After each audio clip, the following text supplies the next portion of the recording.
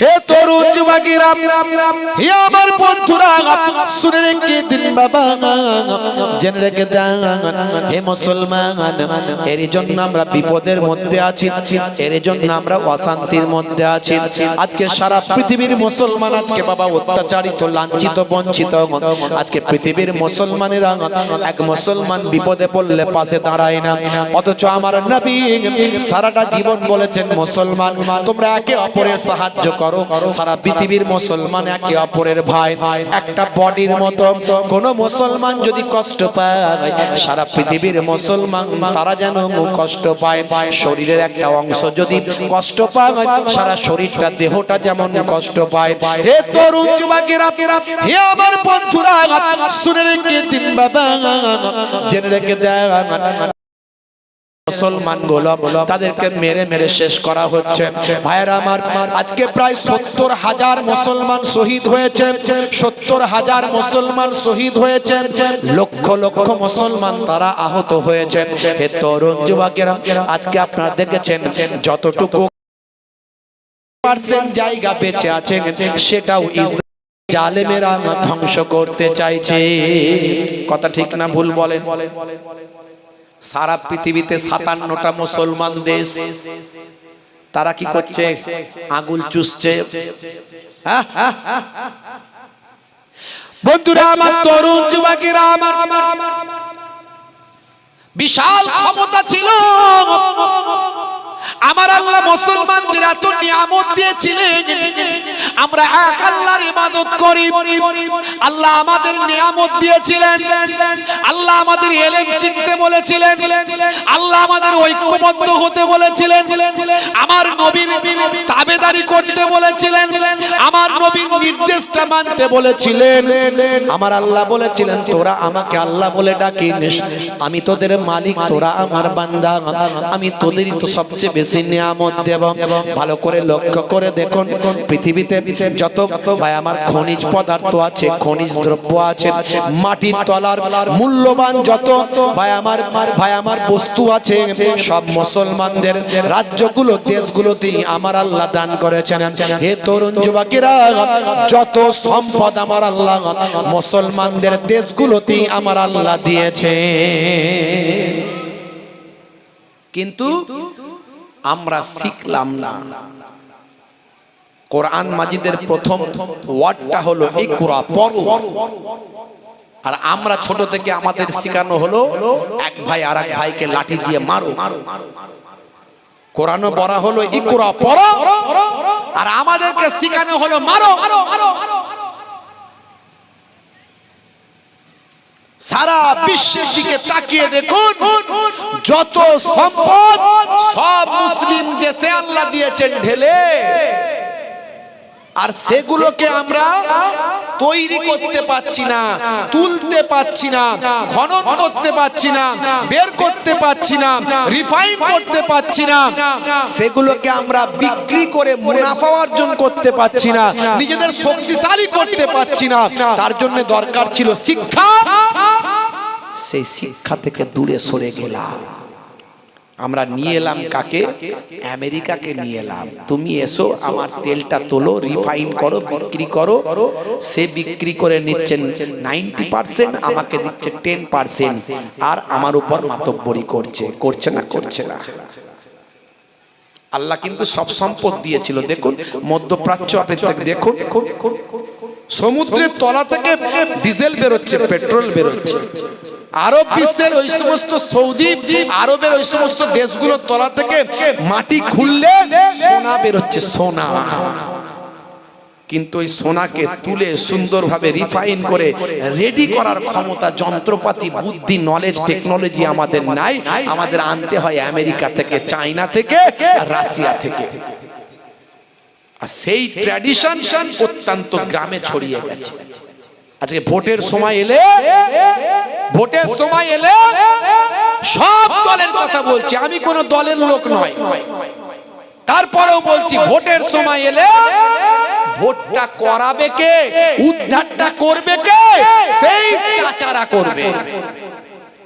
মিছিলের প্রথমে থাকবে চাচারা, ভোটের দিনে বুথে থাকবে চাচারা, বুথটাকে রেডি করবে চাচারা, ডোর টু ডোর গিয়ে কথা বলবে চাচারা, ভোট যদি ঠিকঠাক না পড়ে লড়াই করবে চাচারা, মারবে চাচারা, মরবেও চাচারা। কথা ঠিক না ভুল?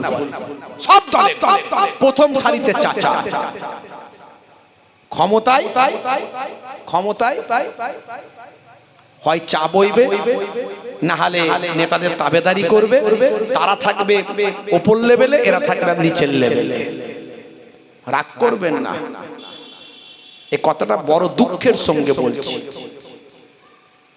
এই সামনে 26শে বিধানসভা ভোট, প্রত্যেক বছর যখনই ভোট আসে সবচেয়ে বেশি মুসলমান মারা যায়, সবচেয়ে বেশি মুসলমান মারা যায়। ভালো করে দেখুন। কিন্তু মারা গেলেও যদি মুসলমানের কোনো উন্নতি হতো তাহলে ভাবতাম যে এতগুলো আমার ভাইয়ের রক্ত ঝরেছে কিন্তু মুসলমানের এই লাভ হয়েছে। হিসাবটা করবেন, অঙ্কটা কষবেন। আপনি মরে গেলেন, আপনার ছেলেটা, আপনার মেয়েটা এতিম হয়ে গেল, আপনার বউটা বিধবা হলো, আপনার বাম্মা পুত্রহারা হলো, কিন্তু এতগুলো মানুষের মৃত্যুর পরে মুসলমানের লাভটা কি হয়েছে একটু অঙ্কটা কষে দেখবে। আমি কারো পক্ষে বিপক্ষে বলতে আসিনি, আপনার ব্যক্তিগত ব্যাপার, কিন্তু আমার কম, আমার ভাই, আমার কালেমার ভাই মারা গেলে এই রাজনীতির জন্য বুকে বড় কষ্ট হয়, বুকটা চিনচিন করে যখন খবরটা দেখি না, চিনচিন করে। কোন মানুষের মৃত্যুই কামনা করি না, সে মুসলমান হোক, হিন্দু হোক, খ্রিস্টান হোক, জৈন বৌদ্ধ হোক, যেই হোক না কেন। কিন্তু 5 বছর পর আপনি কি পেলে? আপনার এলাকায় কতটা ডেভেলপমেন্ট হলো? আপনার মুসলিম সম্প্রদায়ের মানুষ কতটা চাকরি পেল? কতটা বেনিফিট হলো? একবার অঙ্কটা কষবেন, তারপর ওই নেতাদের কথা শুনে জীবন দেবেন। না হলে সবাইয়ের মতো চলেন, ভোটের জায়গায় দেবেন। হে তরুণ যুবকেরা, হে আমার বন্ধুরা, মুসলমানের সবচেয়ে বড় নেতা হলেন আখিরি জামানার পয়গম্বর জনাবে মুহাম্মদ মুস্তাফা সাল্লাল্লাহু আলাইহি ওয়াসাল্লাম। মুসলমানদের একমাত্র নেতা, সবচেয়ে বড় নেতা। দুনিয়ায় চলতে গেলে দুনিয়ার পার্টি করবেন, করতে আমি বারণ করি না, তবে মনে রাখবেন একমাত্র নেতা, সবচেয়ে বড় নেতা বলে বিশ্ব নবীকে মনে করবেন। সেই নবী বলেছেন আল মুসলিম ও আখুল মুসলিম, মুসলমান মুসলমানের ভাই, এক ভাই বিপদে পড়লে আর এক ভাই যেন পাশে গিয়ে দাঁড়ায়। শুধু তাই নয়, মুসলমান শুধু মুসলমানের ভাই, শুধু তাই নয়, রক্তের সম্পর্কে সারা পৃথিবীর মানুষ একে অপরের ভাই। সেদিক থেকে হিন্দু আপনার ভাই, খ্রিস্টান আপনার ভাই, জৈন বৌদ্ধ আপনার ভাই, ইহুদি নাসারা সবাই আপনার ভাই হয়ে যায় যদি রক্তের সম্পর্কে যদি আপনি দেখেন। ভালো মানুষগুলো তো ভালো, সব সম্প্রদায়ের সব দলের মধ্যে তো ভালো মানুষ কিছু আছে না নাই? তাহলে সে কোন ধর্মের সেটা পরের ব্যাপার, যারা ভালো মানুষ তারা আপনার ভাই। হে তরুণ যুবকেরা, হে আমার বন্ধুরা, শুনে রেখে দিন বাবা, জেনে রেখে দেন। হে মুসলমান, আল্লাহর নবী শিখিয়ে দিলেন মুসলমান একে অপরের হকগুলো পালন করবে। হকুল মুসলিমে আলাল মুসলিমে খামস, রাদ্দুস সালাম ওয়া ইয়াদাতিল মারিজ ওয়া ইত্তিবাইল জানাইজ ওয়া ইজাবাতুদ দাওয়াত ওয়া তাসমিয়াতিল আতিস। হে মুসলমান, শুনে রেখে দাও, তোমরা একে অপরের হকগুলো পূরণ করবে। মুসলমান কি হক বাবা? মুসলমান মুসলমানের উপর 5টা হক অথবা 6টা হক। সালামের জবাব দেবেন, একে অপরের প্রতি সালাম দেবেন। আসসালামু কাবলাল কালাম, কথা বলার আগে দাও তুমি সালাম। সালাম দিয়ে কথা শুরু করো। হযরতে আলী মুর্তজা কারামাল্লাহু ওয়াজহু বলতেন, আমি সব সময় চেষ্টা করি আমার আগে না কেউ যেন সালাম দিতে পারে। হে তরুণ যুবকেরা, হে আমার বন্ধুরা, হযরতে আলী মুর্তজা কারামাল্লাহু ওয়াজহু বলেন, দয়ার নবীর কাছ থেকে শুনেছি যে বান্দা প্রথম সালাম দেওয়া অভ্যাস করবে তার জন্য আমার আল্লাহ জান্নাতে একটা অট্টালিকা বানিয়ে দেয়। জোরে হবে না, জোরে হবে না। কিন্তু হয়ে গেছি আমরা উল্টো, সবই উল্টো। আমরা মনে মনে চিন্তা করছি, আমি এত বড় ব্যক্তি, আমি একে সালাম দেবো, ওরা আমাকে সালাম দেবে। কথা ঠিক না ভুল? হুজুর মনে মনে করছে ভক্তরা আমাকে সালাম দেবে, ইমাম সাহেব মনে মনে করছে মুসল্লিরা আগে সালাম দেবে, দোকানদার মনে মনে করছে খদ্দের আমাকে সালাম দেবে, ডাক্তার মনে মনে করছে পেশেন্ট আমাকে সালাম দেবে, উকিল অ্যাডভোকেট মনে মনে করছে আমার যে ক্লায়েন্ট আছে সে আমাকে আগে সালাম দেবে। হে তরুণ যুবকেরা, হে আমার মুরব্বিয়ানেরা, হযরতে আলী মুর্তজা মনে মনে করছেন আমার আগে না কেউ সালামটা দিতে পারে। সালাম দেওয়া সুন্নাত, জবাব দেওয়া ওয়াজিব। সালাম দেওয়া সুন্নাত, জবাব দেওয়া ওয়াজিব।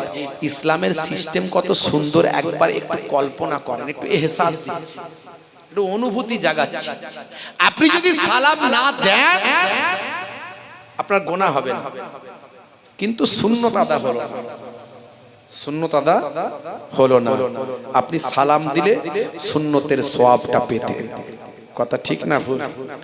কিন্তু যদি আপনি জবাব না দেন, উত্তর যদি না দেন, তাহলে কিন্তু আপনি কঠিন গুনাহগার হবেন। ওয়াজিব ছেড়ে দিলেন, ওয়াজিব ছেড়ে দেওয়ার কারণে কঠিন গুনাহগার হলেন। এর দ্বারা কি বুঝলেন? ইসলামের সিস্টেমটা কত সুন্দর।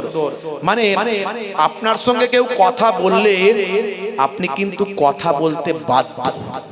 কেউ সালাম দিলে জবাব দিতে বাধ্য, না দিলে ইসলাম বলছে তুমি কঠিন গুনাহগার হবে। কারো সঙ্গে কারো ঝগড়া আছে, একজন ওয়াজ শুনলো, মুহিবুল্লাহ হুসাইনি এসেছিল, সে বলেছে সালাম দিতে হবে, সালাম দিলে তার অনেক মর্যাদা আছে। সে ঝগড়ুটে ওই ভাইটার সঙ্গে গিয়ে আজ এক সপ্তাহ কথা নাই, বললো আজকে গিয়ে সালামটা দি। সে যখন সালাম দিল আসসালামু আলাইকুম, তার উপরে ওয়াজিব হয়ে গেল উত্তর দেওয়া। জোরে বলুন সুবহানাল্লাহ। দেখেছেন, ঝগড়া বন্ধ করার বড় মাধ্যম হলো সালাম। সালাম দিলেন, হে তরুণ যুবকেরা, সালামের মধ্যেও আধুনিকতা আছে, বাস্তবতা আছে। সালামের মধ্যে আপনি আজকের যুগে, হে তরুণ যুবকেরা, সালাম দিলে আপনার মধ্যে বাস্তবতা পাওয়া যায়, সালামের মধ্যেও আধুনিকতা পাওয়া যায়। মুসলমানদের ধর্মীয় অভিবাদন হলো সালাম, আসসালামু আলাইকুম। তার মানে তোমার উপর আল্লাহর শান্তি বর্ষিত হোক। আর যিনি জবাব দিচ্ছেন ওয়া আলাইকুম আসসালাম, তার মানে তোমার উপরেও আল্লাহর শান্তি বর্ষিত হোক। এখন আমরা দি সালাম, অমুসলিম হিন্দু ভাইরা দেয় নমস্কার, নমস্তে, নমস্কার বা নমস্তে। তোমার কাছে নত হলাম, নত হওয়া। খ্রিস্টানরা যারা ইংরেজ তারা বলে good morning, good evening, good afternoon, good night, সবই তাদের গুড, একটাও ব্যাড নাই। শুভ সকাল, শুভ দুপুর, শুভ সন্ধ্যা, শুভ রাত্রি।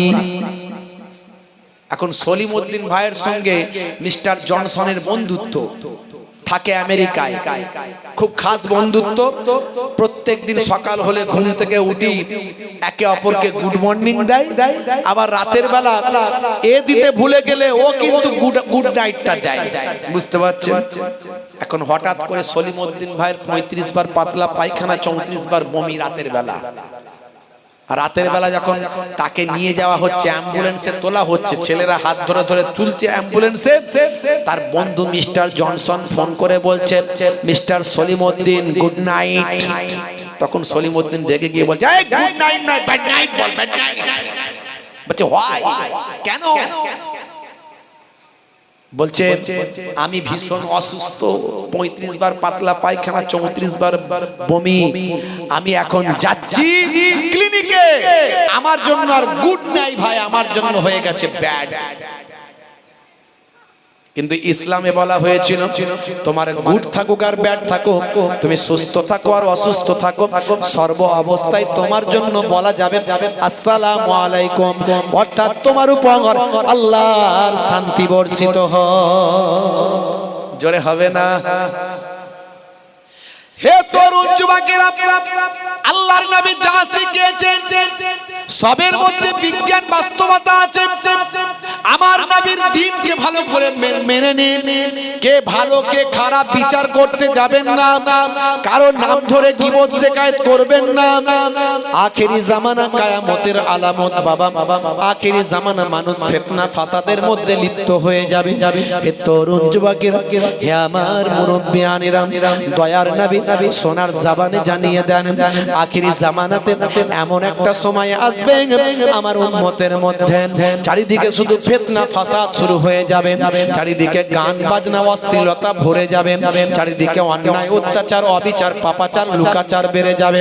যে খুন করবে সে জানে না কেন আমি ওকে খুন করছি, যে খুন হয়ে যাবে সেও জানে না কেন সে আমাকে খুন করলাম। হে তরুণ যুবকেরা, হে আমার মুরব্বিয়ানেরা, ভাইরা আমার তরুণ যুবকেরা মুরব্বিয়ানেরা আমার শুনে রেখে দেন। এই তো আজকে দেখলাম ভাই আমার ওই কোন রাজ্যে, এই আমাদের ভারতবর্ষের কোন একটা রাজ্যে, সেখানে মাত্র 5 টাকার জন্য একটা মানুষকে হত্যা করেছেন। চেয়েছিল কত টাকা?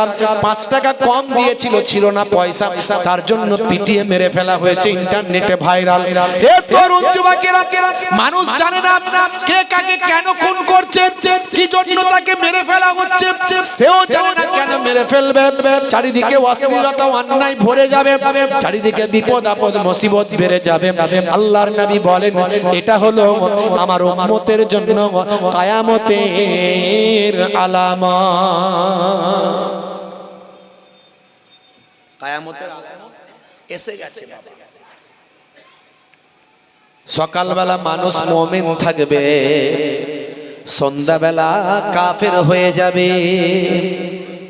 ইউসবিহুর রাজুলু মুমিনান ওয়া ইউমসি কাফিরান ওয়া ইউমসি মুমিনান ওয়া ইউসবিহু কাফিরান ইয়াবিউ দীনাহু বিআরজিম মিনাদ দুনিয়া। মানুষ সকালবেলা মুমিন থাকবে, সন্ধ্যাবেলা কাফের হয়ে যাবে, সন্ধ্যাবেলা মুমিন থাকবে, সকালবেলা কাফের হয়ে যাবে। তারা দ্বীনকে বিক্রি করে দেবে দুনিয়ার পরিবর্তে। হে তরুণ যুবকেরা, এখন আমরা তওবাতিল্লাহ করে আল্লাহর নবীর জান্নাতের বাগানে বসে আছি। এখন আমরা সবাই মুমিন হয়ে গেলাম, সকালবেলা গীবত শিকায়ত চগলখড়ি অশ্লীল কথা বলে আমরা কাফেরদের অন্তর্ভুক্ত হয়ে গেলাম। হে তরুণ যুবকেরা, এই রকম মুসিবত যখন আমাদের মাঝখানে আসবে, এটা হলো কিয়ামতের আলামত। কিয়ামতের আলামত যখন আসবে, আল্লাহর নবী বললেন বাড়ি থেকে কম বের হবে, বাড়ি থেকে কম বের হবে, বেশি বের হবে না। বাড়ি থেকে বের হলি গুনাহ, বের হলি ফিতনা। তুমি চায়ের দোকানে গিয়ে বসার উপায় নাই, চায়ের দোকানে গিয়ে বসার উপায় নাই, 10টা লোক এমন কথা বলবে তোমার ইচ্ছা না গেলেও সেখানে একটা ছাই দিয়ে ফেলবে, দিদি ফিতনায় জড়িয়ে যাবে। বাড়ি থেকে কম বেরোবে, ইবাদত বন্দেগী বেশি করবে। আল্লাহর নবী বলে দিচ্ছে। হে তরুণ যুবকেরা, হে আমার বন্ধুরা, শুনে রেখে দিন বাবা, এই রকম ফিতনার সময় যখন আসবে, মান তামাসসাকা বিসুন্নতি ইনদা ফাসাদে উম্মতি ফালাহুন আজরু মিয়াতা শাহিদ। এরকম ফিতনা ফাসাদের সময় যখন আসবে আমার উম্মতের মাঝখানে, তখন আমার উম্মত যদি আমি রাসূলের একটা সুন্নতকে ভালোবাসে, এই একটা সুন্নতকে যদি মহব্বত করেন, একটা সুন্নতকে যদি অন্তর থেকে ভালোবেসে পালন করে, এই একটা সুন্নতের বিনিময়ে 100টা শহীদের সওয়াব ওই বান্দার নামাজ আমলে আল্লাহ লিখে দেবেন, দান করবে। বুঝতে পারছেন? সেই ফিতনা ফাসাদের সময় আমরা হাজিরা দিয়েছি বাবা মা। হে তরুণ যুবকেরা, হে আমার বন্ধুরা, হযরতে নূহ আলাইহিস সালাম 950 বছর হায়াত পেয়েছিলেন। 950 বছরের ভিতরে বেশিরভাগ সময় আমার আল্লাহ জানিয়ে দিয়েছিলেন, আমার নবী নূহ, তুমি তোমার উম্মতদের আমার পথে দাওয়াত দাও, দ্বীনের কথা বলো, পাপ থেকে বাঁচতে বলো, নেকির পথে হেদায়েতের পথে চলতে বলো। তা'মুরুনা বিল মারুফ ওয়া তানহাউনা আনিল মুনকার, ভালো কাজের আদেশ করো, খারাপ কাজের নিষেধ করো। নূহ নবী 950 বছর হায়াত পেয়েছে। আমাদের হায়াত তো অনেক কম, কথা ঠিক না ভুল?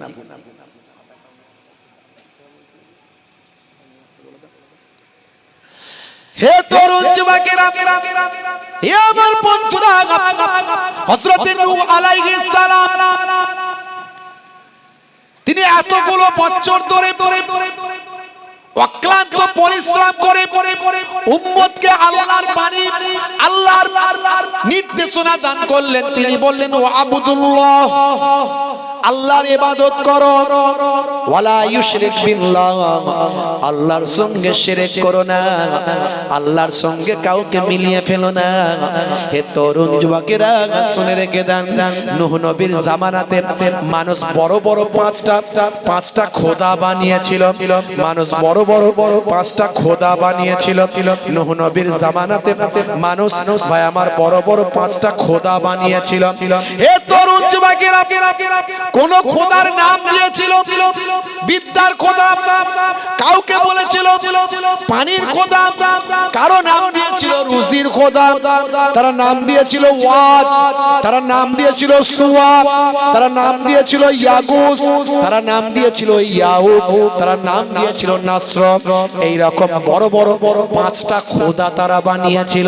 হে তরুণ যুবকেরা, হে আমার মুরব্বিয়ানেরা, যেমন যুগে যুগে অন্যান্য নবীদের যুগেও তারা কি করত? খোদা বানাতো। হে তরুণ যুবকেরা, হে আমার মুরব্বিয়ানেরা, এই 5 জন হলেন নূহ নবীর জামানার ভালো মানুষ। এরা কিন্তু সব আল্লাহওয়ালা মানুষ। এই যে স্ট্যাচু তৈরি করা, তাকে খোদা বলা, এই সিস্টেম এলো কোথা থেকে? আদম নবীর জামানা থেকে ছিল না, পরবর্তীকালে। এই যে 5 জন মানুষ বললাম, এরা ছিল নূহ নবীর জামানার সবচেয়ে আল্লাহওয়ালা মানুষ, সবচেয়ে ইবাদতগুজার মানুষ। এদের দোয়া আল্লাহর দরবারে কবুল হতো। এরা যা বলতো আল্লাহ কবুল করতেন। এরা ছিলেন বড় বুজুর্গ বান্দা, বড় তাসাউফপন্থী মানুষ, আল্লাহর নেক বান্দা। এই মানুষগুলো মারা যাবার পরে তারা কি করলো? এই মানুষগুলোর কবর বানালো। এই মানুষগুলোর কবর বানিয়ে, ভাইরা আমার, তাদেরকে এবার সিজদা করতে লাগলো। যেমন মাজারে সিজদা করা শুরু হয়। মাজারে যিনি আছেন তিনি তো আল্লাহওয়ালা, তার তো কোনো দোষ নেই। কিন্তু যারা মাজার তৈরি করে এবার সেখানে, মাজার মানে জিয়ারত করার জায়গা, আল্লাহর ওলিদের দরবারে লোকে যায় জিয়ারত করে, কিন্তু তার মানে এই নয় সেখানে গিয়ে মানুষ শিরক করবে, চাইবে আল্লাহর কাছে, চাইবে কোনো বান্দার কাছে নয়। হে তরুণ যুবকেরা, এবারে কি করলো? নূহ নবীর জামানার মানুষগুলো, এই বুজুর্গ মানুষগুলো, তারা স্ট্যাচু তৈরি করে ফেললো। তারা, ভাই আমার, স্ট্যাচু তৈরি করে, পুতুল তৈরি করে, তারা এগুলোকে খোদা বলতে লাগলো। হে তরুণ যুবকেরা, হে আমার মুরব্বিয়ানেরা, হযরতে নূহ নবী বারণ করলেন, কিন্তু নূহ নবীর সঙ্গে তারা লড়াই করলো, নূহ নবীর উপর অত্যাচার করলো, নূহ নবীকে রক্তাক্ত করলো, নূহ নবীকে পাথর দিয়ে আঘাত করে জমিনের সঙ্গে মিশিয়ে দিল। দীর্ঘদিন ধরে নূহ নবী আল্লাহর দরবারে দোয়া চাইলেন, আয় আমার আল্লাহ, এদের আমি আর হেদায়েত করতে পারি না, তুমি এবার ফয়সালা করে দাও, তুমি এবার ফয়সালা করে দাও। নূহ নবীকে ফেরেশতা জিবরাইল আলাইহিস সালাম একটা গাছের ডাল দিলেন, ডাল। সেই ডাল দিয়ে বললেন এই ডালটা জমিনে পুঁতে দাও। নো, এই ডালটা জমিনে পুঁতে দাও। নূহ নবী জমিনে পুঁতে দিলেন। আরো বেশ কিছুদিন গেল, জিব্রাইল ফারিস্তাকে আল্লাহ পাঠিয়ে দিয়ে বলেন, যাও, আমি ফয়সালা নিয়ে নিয়েছি, আর ওদের হেদায়েত করা লাগবে না। এবার আমি আল্লাহ ওদেরকে গজব দেব, একটা বিশাল বন্যা দিয়ে ধ্বংস করে দেব। জিব্রাইল ফারিস্তা বললেন, যান, ওই যে গাছটা, গাছের ডালটা আমি দিয়েছিলাম, ওই ডালটা আজ আর সরু নাই, আল্লাহর কুদরতি ক্ষমতায় বিশাল গাছ হয়ে গেছে। ওই গাছটাকে আপনি টুকরো করে ফেলুন, টুকরো করে আপনার উম্মতদের নিয়ে একটা বিশাল বড় জাহাজ তৈরি করুন। আল্লাহ পানি দেবেন। জাহাজটা লম্বাই ছিল 1200 হাত। লম্বাই কত হাত? 1200 হাত। চওড়ায় ছিল 600 হাত। চওড়ায় 600 হাত আর উচ্চতায় 30 হাত। হে তরুণ যুবকেরা, 3 তলা জাহাজ, জাহাজটা হলো 3 তলা। হে তরুণ যুবকেরা, হে আমার বন্ধুরা, হে আমার মুরব্বিয়ানেরা, শুনে রেখে দিন বাবা, জেনে রেখে দেন মুসলমান, নিচের তলায় ভাইরা আমার মানুষ থাকবে, তার উপরে ভাই আমার পশুরা থাকবে, চতুষ্পদ জন্তুরা থাকবে, তার উপরে থাকবে ভাই আমার ওই সমস্ত ভাই আমার ছোট ছোট পাখি, ছোট ছোট পাখিরা থাকবে ভাই আমার, পাখিদের প্রজাতিগুলো থাকবে। আমার আল্লাহ বললেন, হে নবী নূহ, তুমি তোমার ওই সমস্ত জীবজন্তু তুমি তোমার উম্মতদের নিয়ে এই জাহাজে তুলে নেবে। তবে জাহাজ তৈরি হতে অনেক দিন সময় লাগলো। জাহাজ তৈরি করার পরে বহুদিন পরে রইল। আমার আল্লাহ পানি যখন দেবেন তবেই তো জাহাজ চলবে, বন্যা হবে। হে তরুণ যুবকেরা, মানুষ যখন নূহ নবীকে কটূক্তি করলো, নূহ নবীর মাথাটা নষ্ট হয়েছে। বলুন না নাউজুবিল্লাহ। ঝড় নাই, পানি নাই, তুফান নাই, কটকটে রোদ, আর নূহ নবীর দেখো কাজ, দেখো নৌকা তৈরি করেছে, যেটুকু ছিল সেটুকুও গেছে। পরিহাস করছে, বারেক আমরা ওই নূহের কথা শুনিনি বলে তার ঠাট্টা বিদ্রুপ করছে। আল্লাহ পানি বন্যা দিতে অপেক্ষা করছে। জালেমরা কি করলো? এতটাই জালেম যে নূহ নবীর নৌকাটা ভাই আমার বিশাল বড় জাহাজ, ওই জাহাজে গিয়ে রাতের বেলা তারা কি করত? লুকিয়ে লুকিয়ে পায়খানা করত। বুঝতে পারছি? পায়খানা, এত পায়খানা করত রাতের বেলা গিয়ে যে আস্তে আস্তে নৌকা সব ভর্তি হতে শুরু হয়ে গেল। মানে এত পায়খানা। আল্লাহ এখনো বন্যা দেননি, নৌকা কিন্তু রেডি।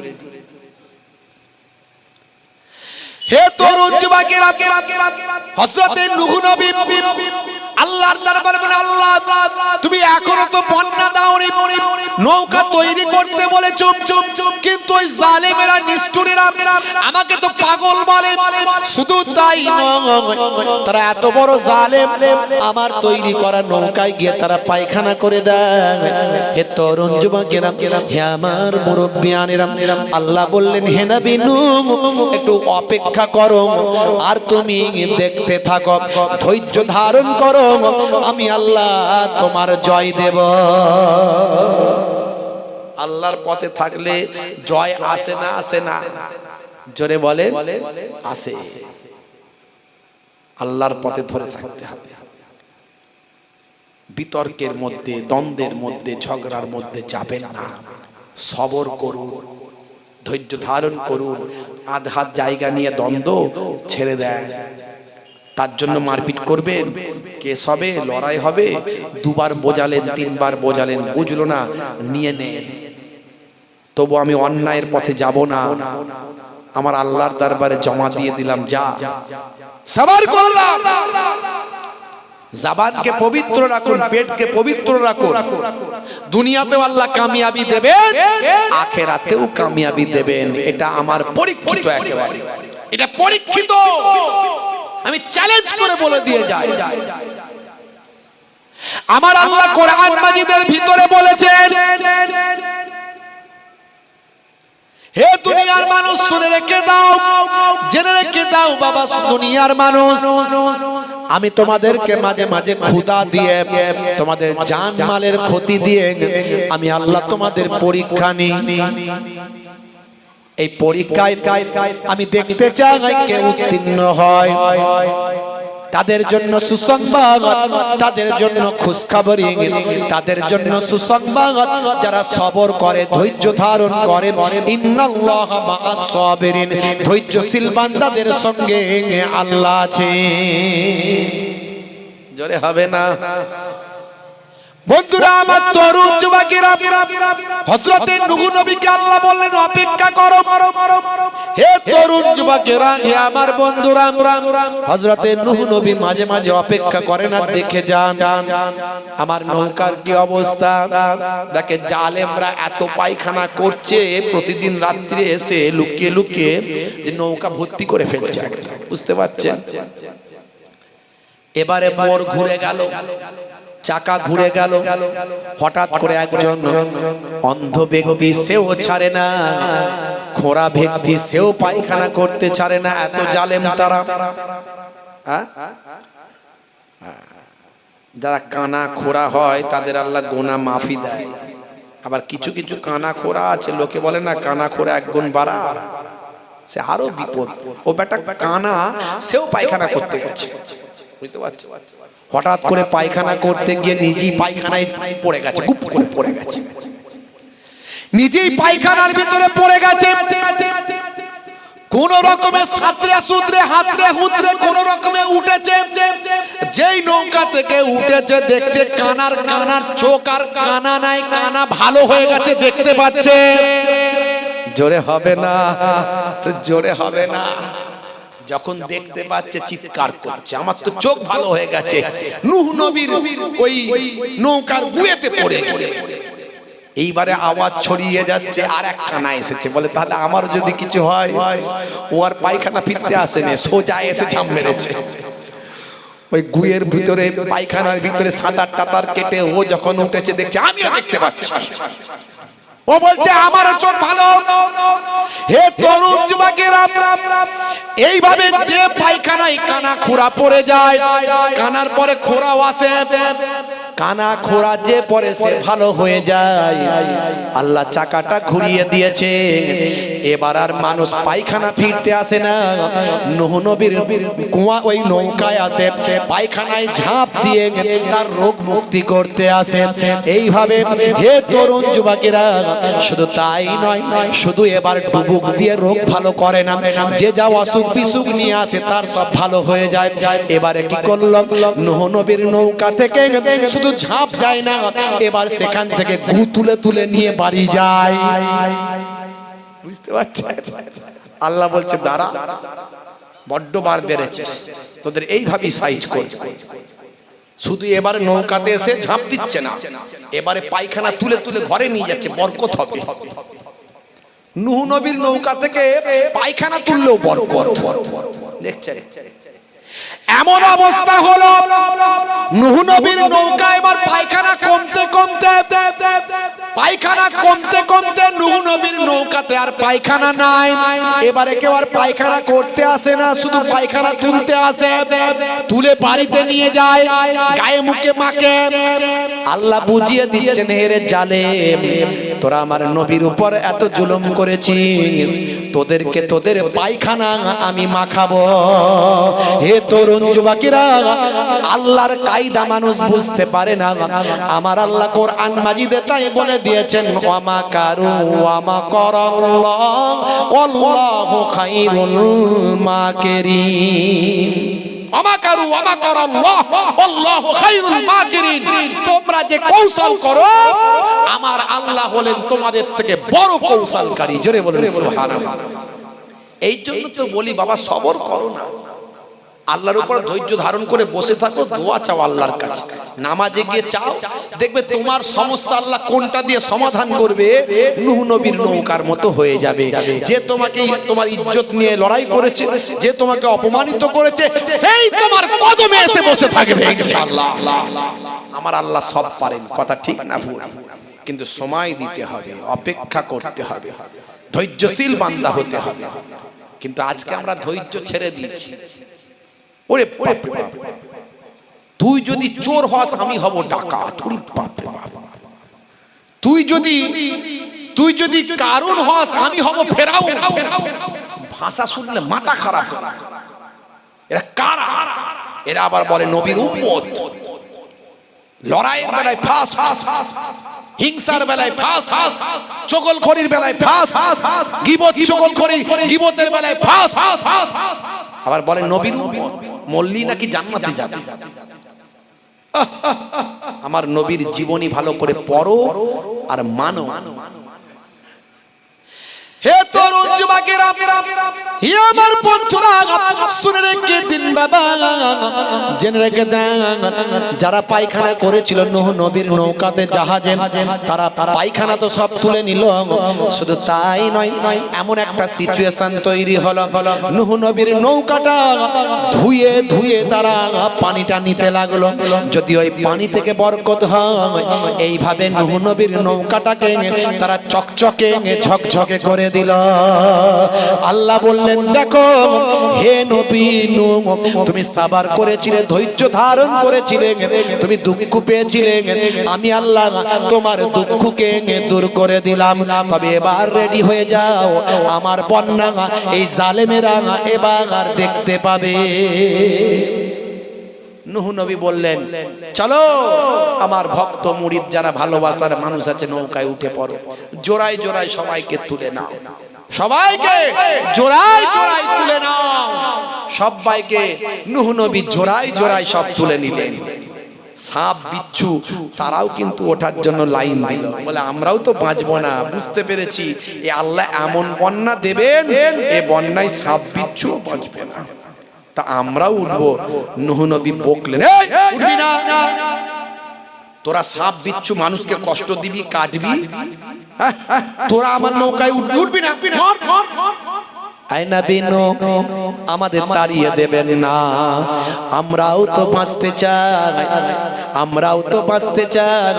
আপনার কাছে কথা দিচ্ছি, যদি কোন মানুষ সালামুন আলা নূহিন যদি বলে, আপনার নবীর নাম নিয়ে যদি সালাম দেয়, আমাদের সামনে যদি যখন করবেন আপনার নাম নিয়ে যদি সালাম দেয়, আমরা কথা দিচ্ছি আজকের দিনে ওয়াদা করছি, আমরা তাকে কাটা থেকে কষ্ট দেওয়া থেকে আমরা সরে যাব। এই সালামুন আলা নূহিন ফিদ দুনিয়া, এটা আমার আল্লাহ কোরআন মাজিদে লিপিবদ্ধ করে দিলে। কোন সাপ বিচ্ছু যখন পেয়ে যাবেন, সামনে চলে এসেছে, আপনাকে ভয় পেয়ে গেছেন, আপনাদেরকে ফাঁস করেছেন, সালামুন আলা নূহিন, আপনি এই দোয়াটা পড়ুন, কোরআনের আয়াতটা এটুকু পড়ুন, ইনশাআল্লাহ তারা সরে চলে যাবে। জোরে বলুন সুবহানাল্লাহ। তবে ভাইরা আমার, ঈমানদার, আপনাকে ঈমানওয়ালা হতে হবে। হে তরুণ যুবকেরা, হে আমার বন্ধুরা, সেই নূহ নবীর জামানায় একজন বুড়ি মা এই বন্যার কিছুদিন আগে তিনি নূহ নবীর কাছে সেই ঈমানটা কবুল করেছে। ও আমাদের পয়গম্বর নবী, আপনি আমাকে কালেমাটা পড়িয়ে দেন, আমি আপনাকে বিশ্বাস করি, আপনার আল্লাহকে এক বলে বিশ্বাস করি, আপনার কালেমা পড়ি, আপনার দেওয়া নামাজ আমি পড়ি, ইবাদত করি, আপনি আমাকে ঈমানদার বানিয়ে দেন। আল্লাহর নবী নূহ নবী সেই বুড়ি মাকে ঈমানদার বানালেন, বানিয়ে বললেন, ও মা, বুড়ি মা, খেয়াল রেখো মা, অল্প কিছুদিনের মধ্যে একটা বন্যা আসবে মা, এমন বন্যা হবে, বিশাল বন্যা। সেই বন্যাতে যারা আমার নৌকাতে উঠবে, যারা আমার জাহাজে উঠবে, তারাই কেবল বাঁচবে, পৃথিবীতে আর একজন পশু পাখি জীব জন্তু মানুষ বলে পৃথিবীতে কেউ থাকবে না। মা, বুড়ি মা, সেদিনটা খেয়াল রেখো মা, সেদিন আমার নৌকাতে এসে উঠো মা। হে তরুণ যুবকেরা, বুড়ি মা বললেন, ও আমার পয়গম্বর, আমি তো লক্ষ্য নজর রাখবো নিশ্চয়, কিন্তু আপনিও আমার দিকে একটু খেয়াল রাখবেন, আমার বয়স হয়েছে, আমি বুড়ি মা, আমি যদি ভুলে যাই আপনি যেন ভুলবেন না। যাও মা যাও, তবে মনে রেখো যতদিন তুমি বাঁচবেন আল্লাহর ইবাদত করবেন, আল্লাহর জিকির করবেন, সর্ব অবস্থায় নিজের জবানে আল্লাহর নামটা নেবে, আল্লাহকে ভুলে যাবে না। হযরতে আবু রাজিমকে আল্লাহর নবী সাহাবীকে আল্লাহর নবী বলছেন, বাবা আবু রাজিম তোমাকে দুটো নসিহত করি, এই দুটো নসিহত যদি মনে রাখতে পারো ফির দুনিয়া ওয়াল আখিরা, আল্লাহ তোমার দুনিয়াতেও ভালো করবেন আখিরাতেও ভালো করবেন। জোরে হবে না? আর জোরে হবে না? কি কি হুজুর কি নসিহত করছেন? যখন তুমি কোন কোরআন হাদিসের মাহফিল পাবে তখন তুমি সেই জায়গায় উপস্থিত হওয়া তোমার জন্য লাজেম জরুরি মনে করে নেবে। এটা হলো এক নাম্বার। দুই নাম্বার হলো ফাইজা খালাউতা ফাহরিক লিসানিকা মাস্তাতাআত বিযিকরিল্লাহ, যখন তুমি একাকী থাকবে বাবা আবু রাজিম তোমার লিসানটা তোমার জিহ্বাটা আল্লাহ আল্লাহ আল্লাহ আল্লাহ জিকিরে মশগুল রাখবেন। বাবা আবু রাজিম এই দুটো কাজ যদি করতে পারো আমি দয়ার নবী তোমাকে বলি আমার আল্লাহ তোমার দুনিয়াতেও ভালো করবেন আর আখিরাতেও ভালো করবেন। অর্থাৎ হে মুসলমান, হে যুবকেরা, যখন তুমি একাকী থাকবে রাস্তাঘাটে থাকবে কারবারে থাকবে, যখন তুমি একাকী থাকবে তখন তোমার লিসানটা জিহ্বাটা আল্লাহর জিকিরে মশগুল রাখবে। মুসলমানের সবচেয়ে উপরে হলো আল্লাহ, ইমানের সবচেয়ে উপরে আল্লাহ, তারপরের স্টেজটা হলো আমার আপনার দয়ার নবী মুহাম্মদ মুস্তাফা রাসূলুল্লাহ সাল্লাল্লাহু আলাইহি ওয়াসাল্লাম, তারপরের স্টেজ ভাইরা আমার ওলি আউলিয়া, বাম্মা ওলি আউলিয়া। ওলি আউলিয়াকে নবীর স্টেজে পৌঁছে দিলে নবীর সঙ্গে খিয়ানত করা হবে, নবীর সঙ্গে জুলুম করা হবে, নবীর স্টেজকে আল্লাহর সঙ্গে সমান করে দিলে আল্লাহর সঙ্গে জুলুম করা হবে, শিরক করা হবে। এই থিওরিটা আমার মুজাদ্দিদুজ্জামান দাদা হুজুর কেবলা আমাদের ভালো করে বুঝিয়েছেন। কিন্তু বর্তমান সময়ে আমরা স্টেজ ঠিক রাখতে না পেরে অনেকে মুশরিক হচ্ছে, অনেকে বেদাতি হচ্ছে, অনেকে গুনাহগার জালেম হয়ে যাচ্ছে। এর থেকে আমাদের দূরে থাকতে হবে। যে সমস্ত আলেমরা কোরআন হাদিসের বিরুদ্ধে কাজ করছে তাদেরকে শিখাতে আপনি পারবেন না, তারা জেনে শুনি করছে, তাদের থেকে দূরে থাকবেন, তাদের মজলিসে যাবেন না, তাদের ওয়াজ শুনবেন না। যে আলেম বক্তাদের বক্তব্যের দ্বারা হিংসা ছড়াচ্ছে, ফিতনা ছড়াচ্ছে, দ্বন্দ্ব ছড়াচ্ছে, সকালবেলা লোকে মারপিট করছে, এই রকম বক্তাদের ওয়াজ শোনা চলবে না, এদের থেকে দূরে থাকবে।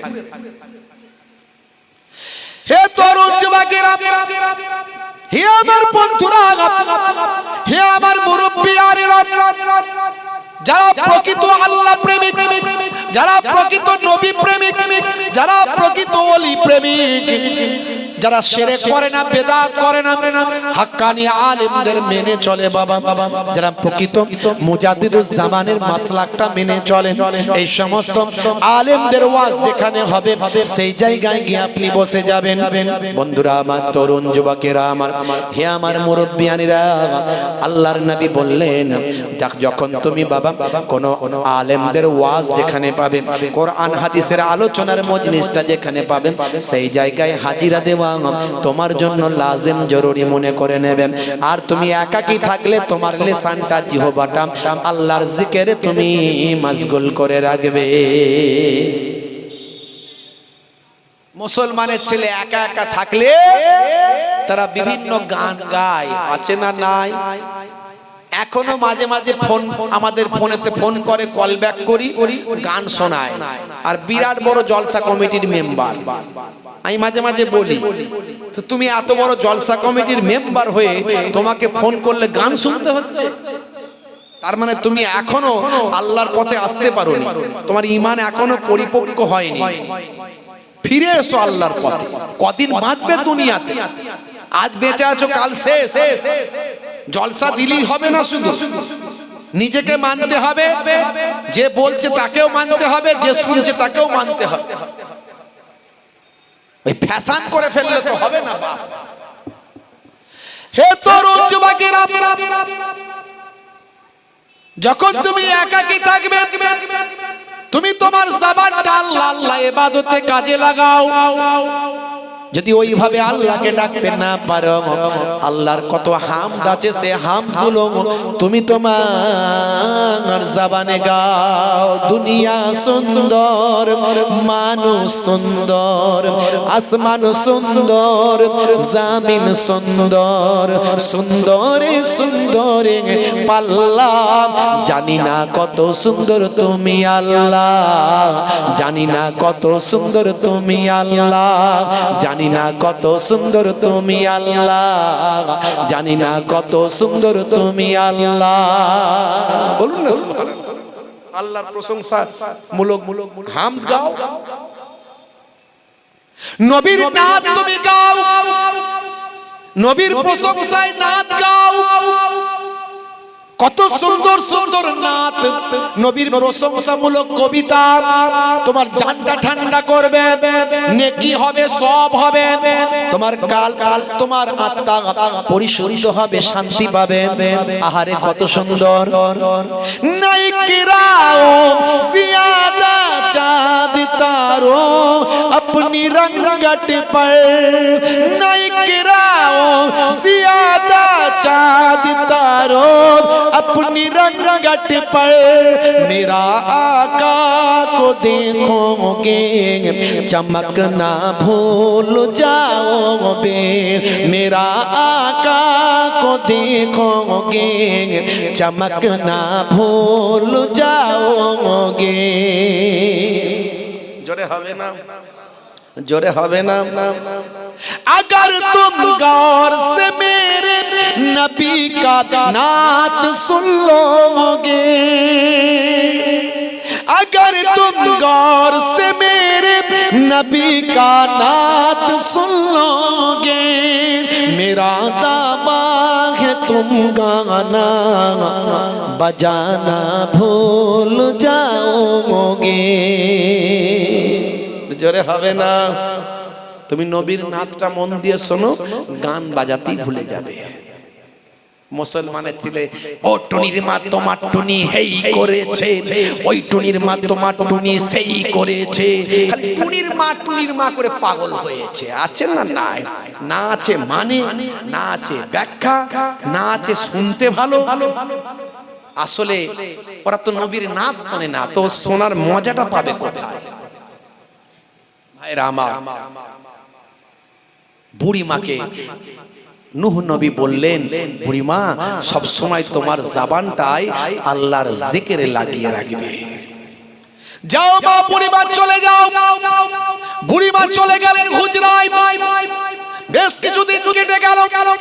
হঠাৎ করে আমার আল্লাহ চুলোর ভিতর থেকে, উনুনের ভিতর থেকে পানি তুলতে শুরু করলেন। হদহদ করে পানি উঠতে শুরু করলো।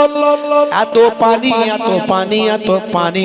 হে তরুণ যুবকেরা, হে আমার মুরব্বিয়ানেরা, সেই পানিতে সব কিছু এবার ডুবতে লাগলো। মানুষ যারা জালেম, তারা নূহ নবীর নৌকাতে তারা উঠলো না। যারা আল্লাহকে মানে না, নূহ নবীর নৌকায় তারা উঠলো না। হে তরুণ যুবকেরা, নূহ নবী ঈমানদারদের সব নৌকাতে তুলে নিলেন। বিশাল বড় নৌকা, 1200 হাত লম্বা নৌকা, 600 হাত চওড়া নৌকা। হে তরুণ যুবকেরা, হে আমার মুরব্বিয়ানেরা, নূহ নবী তার যত ঈমানদার মুরিদ ভক্ত উম্মত ছিল সবাইকে তুললেন, পশু পাখিগুলোকে তুললেন, জোড়ায় জোড়ায় তুলে নিলেন। হে তরুণ যুবকেরা, হে আমার মুরব্বিয়ানেরা শোনেন, মুসলমান নূহ নবীর সন্তান একটা ছিল বেঈমান কাফের, তার নাম ছিল কেনান। কেনানকে নূহ নবী বললেন, হে আমার প্রিয় সন্তান আমার, তুমি আমার নৌকাতে উঠে পড়ো।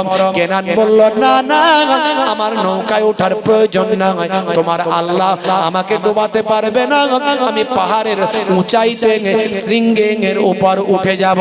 নূহ নবী বললেন, হে কেনান, এটা সেই বন্যা নয়, এখানে বাঁচার কোনো রাস্তা থাকবে না। আল্লাহ যখন গজব দেন, বাঁচার রাস্তা আছে বাপ। ভুজের ভূমিকম্প, জাপানের ভূমিকম্প, গাইঘাটার ঝড়, সামান্য নমুনা এগুলো। খালি একটু রেক্টার স্কেলটা কাঁপিয়ে দেবে, তলার প্লেটটা একটু কেঁপে যাবে, ব্যাস। দেখেছেন আপনারা কিভাবে ভূমিকম্প হলো মায়ানমারে রোহিঙ্গা মুসলমানগুলোকে তারা জ্যান্ত পুড়িয়ে পুড়িয়ে মেরেছে। আল্লাহ বলছে তারা সময় নিচ্ছে।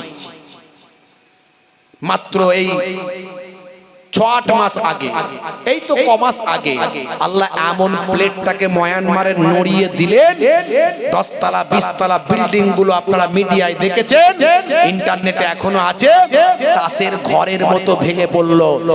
সরকারি হিসাব বলছে 10,000, বেসরকারিতে কত হাজার কেউ জানে না। তারপরেও বলবো মৃত্যু কারো কামনা করি না, কিন্তু যেমন কর্ম কেউ করবে ফল তার তেমন আছে না নাই। হে তরুণ যুবকেরা, হে আমার বন্ধুরা, কেনান উঠলো না। আমার আল্লাহ বলেন, এই নূহ, যদি তুমি আর একবার তাকে তোমার ছেলে বলে সম্বোধন করো, শুনে রাখো সে তোমার খাতা থেকে বাদ, ঈমানের খাতা থেকে বাদ, সে বেঈমান, সে আল্লাহকে মানে না, তোমাকে মানে না। যদি তুমি আর একবার সুপারিশ করো, তোমার নামটাও কেটে বাদ দিয়ে দেব। হে তরুণ যুবকেরা, হে আমার মুরব্বিয়ানেরা, সেই বড় তুফান হয়ে গেল, বড় তুফানে সব ধ্বংস হয়ে গেল। যারা কেবল নূহ নবীর নৌকায় উঠেছিল তারাই কেবল বাঁচল। হে যুবকেরা, সব ফিনিশ হয়ে গেল, ধ্বংস হয়ে গেল। যদি পাহাড়ে এসে নৌকাটা ঠেকলো বাবা। হে তরুণ যুবকেরা, আবার নতুন করে নৌকায় যারা ছিল পৃথিবী শুরু হলো। এর জন্য নূহ নবীকে দ্বিতীয় আদম বলা হয়, সানি আদম বলা হয়, দ্বিতীয় আদম, দ্বিতীয় পিতা বলা হয়। হে তরুণ যুবকেরা, নূহ নবীর এবার ওই বুড়ি মার কথা মনে পড়ল। বুড়ি মাকে তো তোলা হয়নি। এই সাহাবীরা, বুড়ি মা কি উঠেছিল? বলে দেখিনি তো। আছে এখানে? বলে নাই। তুলেছিলাম মনে আছে? না তুলিনি হুজুর। সর্বনাশ, চলো তো দেখি বুড়িমার হুজরাটা কোথায় ছিল। চলো। বুড়িমার হুজরার কাছাকাছি যখন গেলেন, দেখতে পাচ্ছেন নূহ নবী একটা হুজরা যেন দূর থেকে দেখা যাচ্ছে। হাই রে হাই, যত কাছাকাছি আসছেন নূহ নবী দেখে একটা হুজরা স্পষ্ট দেখা যায়। আর এই হুজরার ভিতরে একজন বুড়িমা হুজরা থেকে বাইরে বের হন। নূহ নবী অবাক হয়ে গিয়ে বলেন, মা গো, মা গো, মা, কি ব্যাপার মা, কেমন আছো মা? বুড়িমা বলে, হুজুর আসসালামু আলাইকুম। আপনি এসেছেন হুজুর? আহা, আমি আপনার চিন্তায় করছিলাম কখন বন্যা চলে আসে, হুজুর কি আমাকে খবর দেবে নাকি? ও আল্লাহর নবী পয়গম্বর নূহ নবী, আমি বুঝতে পেরেছি আপনি আমার কাছে এসেছেন আমাকে বন্যার খবর দিতে। আপনি আমাকে ভুলে যান না হুজুর, আমাকে মনে রেখেছেন। বড় ভালো লাগছে, আমার হুজুর আমাকে মনে রেখেছে, আমার নবী আমাকে মনে রেখেছে। চলুন হুজুর বলুন কখন আপনার কাছে যাব, কখন নৌকায় উঠব। আল্লাহর নবী নূহ নবী চোখ ভরা পানি, বুক ভরা বেদনা নিয়ে বললেন, মা বুড়ি মারে, আমি তোমার কাছে একটা কথা জানতে চাই, তুমি কেমন করে এই বিশাল বন্যায় বেঁচে আছো? বলে হুজুর কি বলতে চান? বলে মা বন্যা হয়ে গেছে। হুজুর বন্যা হয়ে গেছে? মা আমি তোমাকে তুলতে ভুলে গেছি, তাই তোমার ঘরটা আমি দেখতে এসেছিলাম। মা তুমি বন্যায় কেমন করে বাঁচলে একবার বলো, যেখানে পৃথিবীর কেউ বাঁচে না সেখানে তুমি কেমন করে বাঁচলেন? এমন সময় বুড়িমা বলেন, হুজুর বেয়াদবি নেবেন না, বন্যা কোনটা দিয়ে এসেছে আর গেছে আমি বুড়িমা টের পাইনি, বুঝতে পারিনি। জোরে হবে না, জোরে হবে না। কিতাবের মধ্যে দেখতে পাওয়া যায়, মাল্লাহুল মাওলা ফালাহুল কুল, বান্দা যখন আল্লাহর হয়ে যায় কুল মাখলুকাত তার গোলাম হয়ে যায়। জোরে হবে না, আল্লাহর হয়ে যান বাপ, আল্লাহর উপর নির্ভরশীল হন, তাকওয়া বাড়ান, অন্তরটাকে পবিত্র করুন। এলেমের অভাব নাই, মাদ্রাসার অভাব নাই, ঘরে ঘরে আলেম হাফেজের অভাব নাই, কিন্তু তাকওয়াওয়ালা মানুষের অভাব আছে। তাকওয়াওয়ালা মানুষ হয়ে যান, জবানকে পবিত্র করুন, কালবকে পবিত্র করুন। অত বড় আলেম, অত বড় হুজুর, অত বড় পীর সাহেব, তারা যদি এমন হয়, তারা যদি যে কাঠ খাবে সে আংড়া হবে, কবরে গেলে তার কবরে আপনি যাবেন না, সে জবাব দেবে। কথা ঠিক না ভুল? যত বড়ই হুজুর হোক, পীর সাহেব হোক, মাওলানা সাহেব হোক, কাবা ঘরের ইমাম ছিল কালবানি। কালবানি কাবা ঘরের ইমাম, দেখবেন কালো চেহারার মানুষ। অনেকে বলছেন তিনি শুধু তারাবির ইমাম। যাই হোক, তারাবির হোক আর যাই হোক, কাবা ঘরের ইমামতি তো করেছে। কত বড় সৌভাগ্য! তিনি বলেন আমার মায়ের দোয়াতে আমি কাবার ইমাম হয়েছি। তিনি বলেছিলেন ছোটবেলায় খুব ডাক পেটেছিলাম, বজ্জাত ছিলাম, আমার মা দোয়া করতেন আল্লাহ যেন তোকে কাবা ঘরের ইমাম বানিয়ে দেয়। অন্য জনেরা বদদোয়া করলে অন্য কিছু করে, অন্য মায়েরা অন্য কিছু বলে, আর কালবানির মা বলেছিল আল্লাহ যেন তোকে কাবা ঘরের ইমাম বানিয়ে দেয়, তুই এত বদমাইশ, তুই যেন কাবা ঘরের ইমাম হয়ে যাস। তাই তিনি বলেছিলেন আমি কাবা ঘরের, আল্লাহ আমাকে মায়ের দোয়ায় ইমাম বানিয়েছেন, মায়ের বদদোয়ায় ইমাম বানিয়েছেন। কিন্তু তারও পদস্খলন হয়েছে। ইন্টারনেট দেখবেন, সে সিনেমাতে অভিনয় করছে, সিনেমাতে অভিনয় করছে, জুয়ার আড্ডায় যাচ্ছে, বুঝতে পারছে, বারেতে যাচ্ছে, বার, তার পদস্খলন হয়েছে, বিপদগামী হয়েছে। একমাত্র পদস্খলন হয়নি, হবে না, হতে পারে না, সেটা হলো আমার নবী। নবী হলেন স্পেশাল। যত বড় মুফতি, যত বড় আলেম, যত বড় ওলি, যতক্ষণ সে কোরআন হাদিসের পথে চলবে ততক্ষণ তাকে ফলো করবেন, তাকে শায়খ, উস্তাদ, হুজুর বলে মানবেন। যেই কোরআন হাদিসের বিপক্ষে চলে গেল, কোরআন হাদিসে বারবার বলা হয়েছে গীবত, চগলখড়ি হলো সবচেয়ে বড় পাপ। আর আমি মোহেবুল্লাহ হুসাইনি, ছোট হুজুরের নাতি, পিননগরী হুজুরের পোতা, অমুক মাওলানা, অমুক মুফতি, অমুক বক্তা, অমুক আলেম, অমুক হাজি, আমি যদি সেটা করি বুঝবেন আমার পদস্খলন হয়েছে। আমি নিজের জন্য কাজ করছি, নিজের প্রতিপত্তির জন্য কাজ করছি, কোরআন হাদিসের পথে আমি আর নাই। তখন আপনাকে সুকৌশলে আমার থেকে দূরে থাকতে হবে। কথা ঠিক না ভুল বলেন? বুঝে নিতে হবে বাপ। আমি কারো বিরুদ্ধে বলতে আসিনি, আমি আমার কওমের কথা বলছি। যেটুকু বলেছি আল্লাহ রাব্বুল আলামিন আমাদের হেদায়েত দান করেন, হেফাজত করেন। বলুন আল্লাহুম্মা আমিন, বলুন আল্লাহুম্মা আমিন। আল্লাহ রাব্বুল আলামিন আমাদের প্রত্যেককে নাজাত দান করেন, হেদায়েত করেন, হেফাজত করেন। বলুন আল্লাহুম্মা আমিন। ভাইরা আমার, এই পাক মাহফিলের জন্য সাল্লি আলা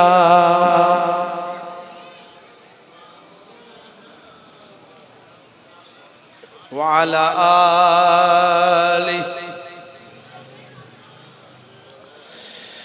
ओ नन्ना सा असगर जो एरी रगड़ कर यही कह रहा था, ओ रोगा रो रो कर खीमन पर। ओ नन्ना सा असगर जो एरी रगड़ कर यही कह रहा था, ओ खीमे में रो कर ऐ बाबा मैं पानी का प्यासा नहीं हूँ, ऐ बाबा मैं पानी का प्यासा नहीं हूँ, ऐ बाबा मैं पानी का प्यासा नहीं हूँ। मेरा सर कटाने को दिल चाहता है, वो शहरे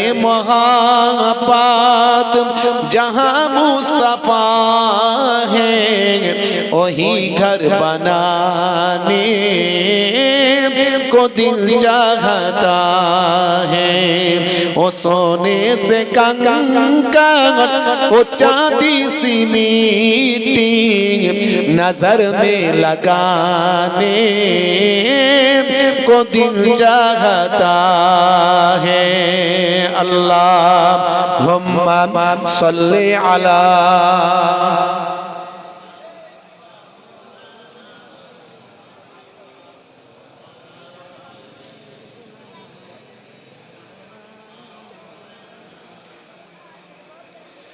सितारों से ये चाँद कहता है हर दम, सितारों से ये चाँद कहता है हर दम, तुम्हें क्या बताऊं ओ टुकड़ों का आलम। बोलुन ना सुभान अल्लाह, जोरे হবে না। তারাদেরকে চাঁদ বলছে তোমাকে আর কি বলবো, ওই চাঁদ দুটুকরো হওয়ার জ্ঞান, সেই আলম সম্পর্কে, সেই জ্ঞান সম্পর্কে তোমাকে কি বলবো। सितारों से ये चाँद कहता है हर दम, तुम्हें क्या बताऊं वो टुकड़ों का आलम। इशारे पे आका, इशारे में आका के इतना मजा था कि फिर टूट जाने को दिल चाहता है, कि फिर टूट जाने को दिल चाहता है। वो शहरे मोहब्बत जहाँ मुस्तफा है, वही घर बनाने को दिल चाहता है। अल्लाहुम्मा सल्ली अला व अला आलि सय्यिदिना।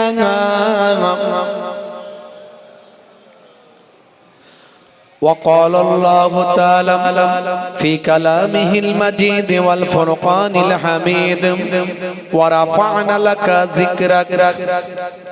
وقال الله تعالى أيضا في كتابه مخبرا وما رميت إذ رميت ولكن الله رمى. وقال النبي صلى الله عليه وسلم سبع تجري للعبد بعد موته وهو في قبره: من علم علما أو كسر نهرا أو حفر بيرا أو غرس نخلا أو بنى مسجدا أو ورث مصحفا أو ترك ولدا يستغفر له بعد موته إلى آخر الحديث أو كما قال عليه السلام والتسليم. وقال النبي صلى الله عليه وسلم من تمسك بسنتي عند فساد أمتي فله أجر 100 شهيد إلى آخر الحديث أو كما قال عليه الصلاة والتسليم. শ্রদ্ধেয় সম্মানীয় আজকের সভার সভাপতি, মঞ্চে উপবিষ্ট সম্মানীয় ওলামা হযরত, সামনে উপবিষ্ট হুফাজে কেরাম, তোলাবাই ইজাম, ওলামায়ে দ্বীন, সামিন হযরত, মুসল্লি ভাইরা আছেন,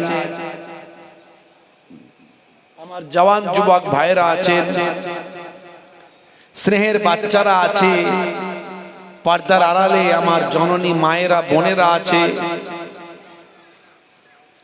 মাইক্রোফোনের আওয়াজে কান লাগিয়ে আছেন, জাতি ধর্ম বর্ণ নির্বিশেষে শ্রোতা বন্ধুরা আছেন।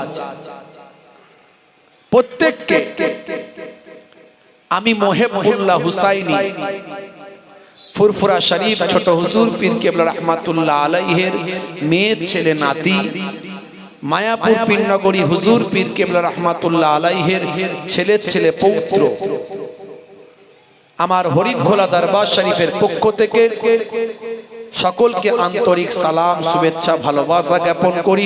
আল্লাহ পাকের রহমত সমস্ত ঈমানদারের উপর হোক, জোরে বলুন আল্লাহুম্মা আমিন। আল্লাহ করে এই বসিরহাট এলাকার মানুষ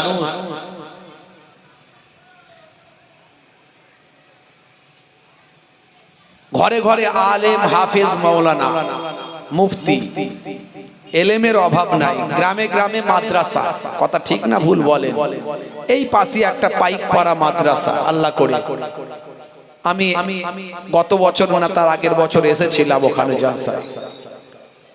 যোগ্য সব আলেম, আমার পরে মনে হয় ওই মাদ্রাসার ওস্তাজে আলা সম্মানীয় হযরত তিনি আসবেন, আমার পরে আলোচনা করবেন। আমি এই মাত্র ভবানীপুর মাদ্রাসা থেকে ঘুরে এলাম। জনাব হযরত মাওলানা ইয়াকুব আলী সাহেব অত্যন্ত প্রবীণ আলেম, সম্মানীয় আলেম, উনি অসুস্থ। তো যাই হোক, কেতাবের লাইব্রেরি আমাকে দেখালেন, ইফতা বিভাগ আমাকে দেখালেন, দাওরায়ে হাদিস ডিপার্টমেন্ট আমাকে দেখালেন। জান ঠান্ডা হয়ে গেল। বসিরহাট এলাকায় ঘরে ঘরে আলেম, হাফেজ, মাওলানা, মুফতি। এলেমের দিকে কমি নাই, মাদ্রাসার দিকে কমি নাই,